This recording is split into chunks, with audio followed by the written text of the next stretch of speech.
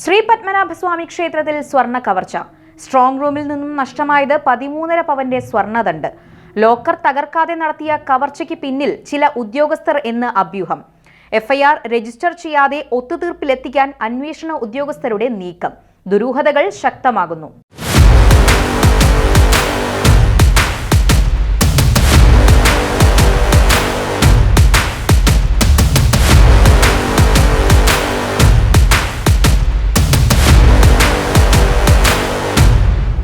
പത്മനാഭസ്വാമി ക്ഷേത്രത്തിലെ സ്വർണ്ണ കവർച്ച സംബന്ധിച്ച് ദുരൂഹതകൾ രൂക്ഷമാകുന്നു. സ്വർണ്ണ കവർച്ച നടത്തിയവർ പുറത്തുള്ളവർ അല്ലെന്നും ക്ഷേത്രവുമായി ബന്ധപ്പെട്ടവർക്ക് മോഷണവുമായി ബന്ധമുണ്ടെന്നുമുള്ള പോലീസ് നിരീക്ഷണമാണ് ഇപ്പോൾ വിവാദങ്ങൾക്ക് തിരികൊളുത്തിയിരിക്കുന്നത്. മോഷണം നടന്നുവെന്ന് വ്യക്തമായിട്ടും എഫ്ഐആർ രേഖപ്പെടുത്തി അന്വേഷണം ശക്തമാക്കാൻ പോലീസ് അധികൃതർ തയ്യാറാകാത്തത് പ്രതികളെ രക്ഷിക്കാനാണെന്ന ആരോപണവും വളരെ ശക്തമായി ഉയർന്നിട്ടുണ്ട്. ക്ഷേത്ര ഭരണസമിതിയുടെ ലോക്കറിൽ നിന്നാണ് 13 പവൻ സ്വർണം കാണാതെ പോയത്. അതേസമയം ലോക്കർ പൊളിക്കുകയോ ബലപ്രയോഗം നടത്തുകയോ ചെയ്തിട്ടില്ല. ക്ഷേത്രം ജീവനക്കാരെ ഇത് സംബന്ധിച്ച് ചോദ്യം ചെയ്തു വരികയാണെങ്കിലും വ്യക്തമായ തെളിവുകൾ ഇനിയും ലഭിച്ചിട്ടില്ല. അതേസമയം പോലീസിന്റെ ഭാഗത്തു നിന്നും ഗുരുതര വീഴ്ചകൾ നടന്നതായും ചർച്ചകൾ ശക്തമാണ്.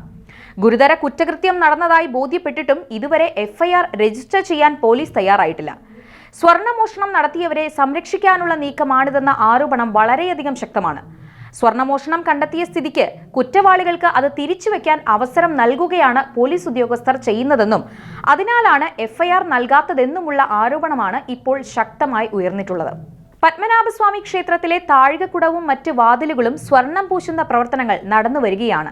അതിനുവേണ്ടി സ്ട്രോങ് റൂമിലെ ലോക്കറിൽ നിന്നും സ്വർണം എടുത്ത് അളന്ന് തൊഴിലാളികൾക്ക് നൽകുകയാണ് പതിവ്. കഴിഞ്ഞ ദിവസം അതിനുവേണ്ടി സ്വർണം എടുക്കുമ്പോഴാണ് സ്വർണം നഷ്ടപ്പെട്ട വിവരം അറിയുന്നത്. ശ്രീകോവിലിലെ അനന്തശയന വിഗ്രഹത്തിന് മുന്നിൽ ശിരസ്, ഉടൽ, പാദം എന്നിവ തൊഴാൻ 3 വാതിലുകളുണ്ട്. അതിൽ ആദ്യ വാതിലിലെ പഴയ സ്വർണം മാറ്റി പുതിയ സ്വർണം പതിക്കുന്ന പ്രവർത്തനമാണ് നടക്കുന്നത്. ഇതിനുവേണ്ടി ലോക്കറിൽ നിന്നും പുറത്തെടുത്ത സ്വർണം തിരിച്ചുവെച്ചു എന്നാണ് ഉദ്യോഗസ്ഥരുടെ വിശദീകരണം. എന്നാൽ പിറ്റേ ദിവസം കണക്കെടുക്കുമ്പോഴാണ് 13.5 പവന്റെ സ്വർണ്ണദണ്ഡ് കാണാനില്ല എന്ന വിവരം പുറത്തെത്തിയത്. CCTV ക്യാമറ സംവിധാനങ്ങൾ അടക്കമുള്ള സുരക്ഷാ ക്രമീകരണങ്ങൾ ഉള്ളയിടത്താണ് ഈ വിധത്തിൽ ഒരു കവർച്ച നടന്നതെന്നാണ് ഏറെ പ്രധാനം. ക്ഷേത്രത്തിലെ ക്രമീകരണങ്ങളെക്കുറിച്ച് വ്യക്തമായ ധാരണകൾ ഉള്ളയാൾക്ക് മാത്രമേ ഈ വിധത്തിൽ ആസൂത്രിത കവർച്ച നടത്താൻ കഴിയുകയുള്ളൂ എന്നതും വ്യക്തം. പ്രാഥമിക തെളിവുകൾ സൂചിപ്പിക്കുന്നതും അതുതന്നെയാണ്. ഈ സാഹചര്യത്തിലാണ് അന്വേഷണ ഉദ്യോഗസ്ഥർ പ്രതികളെ സംരക്ഷിക്കുന്ന വിധത്തിൽ ഇടപെടുകയാണെന്ന ആരോപണങ്ങളും ശക്തമായി ഉയരുന്നത്. മോഷണം നടന്നുവെന്ന് വ്യക്തമായിട്ടും എഫ്ഐആർ രജിസ്റ്റർ ചെയ്യാത്തത് അതുകൊണ്ടായിരിക്കുമല്ലോ.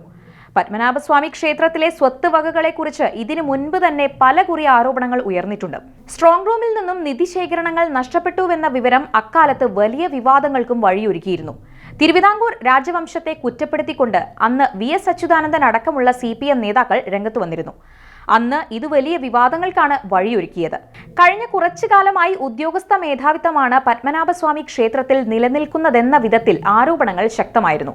ഇപ്പോഴിതാ ക്ഷേത്രം കേന്ദ്രീകരിച്ച് സ്വർണ്ണ കവർച്ചയുടെ മറ്റൊരു ചിത്രം കൂടി പുറത്തുവരുന്നു.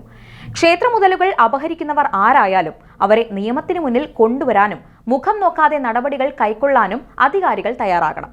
ഒത്തുതീർപ്പിന് തുനിയാതെ എഫ്ഐആർ രജിസ്റ്റർ ചെയ്ത് കുറ്റവാളികളെ പുറം ലോകത്ത് എത്തിച്ചേ മതിയാകും.